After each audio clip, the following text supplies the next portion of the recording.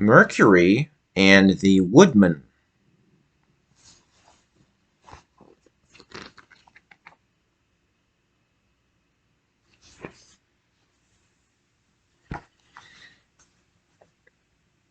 A poor woodman was cutting down a tree near the edge of a deep pool in the forest.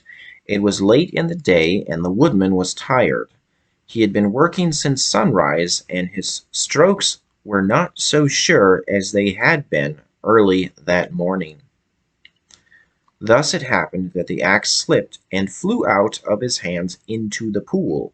The woodman was in despair. The axe was all he possessed with which to make a living, and he had not money enough to buy a new one. As he stood wringing his hands and weeping, the god Mercury suddenly appeared and asked what the trouble was. The woodman told what had happened, and straightway the kind Mercury dived into the pool. When he came up again, he held a wonderful golden axe. "Is this your axe?"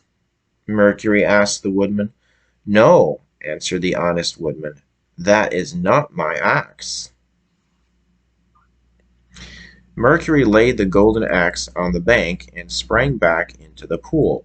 This time he brought up an axe of silver, but the woodman declared again that his axe was just an ordinary one with a wooden handle.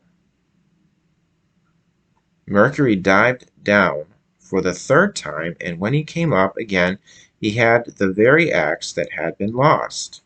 The poor woodman was very glad that his axe had been found, and could not thank the kind god enough. Mercury was greatly pleased with the woodman's honesty. "I admire your honesty," he said, "and as a reward you may have all three axes, the gold and the silver, as well as your own." The happy woodman returned to his home with his treasures, and soon the story of his good fortune was known to everybody in the village. Now there were several woodmen in the village who believed that they could easily win the same good fortune. They hurried out into the woods, one here, one there, and hiding their axes in the bushes, pretended they had lost them. Then they wept and wailed and called on Mercury to help them. And indeed Mercury did appear, first to this one, then to that. To each one he showed an axe of gold, and each one eagerly claimed it to be the one he had lost. But Mercury did not give them the golden axe. Oh no! Instead, he gave them each a hard whack over the head with it and sent them home. And when they returned next day to look for their own axes, they were nowhere to be found. Honesty is the best policy. Now, I've heard that one before. Yeah.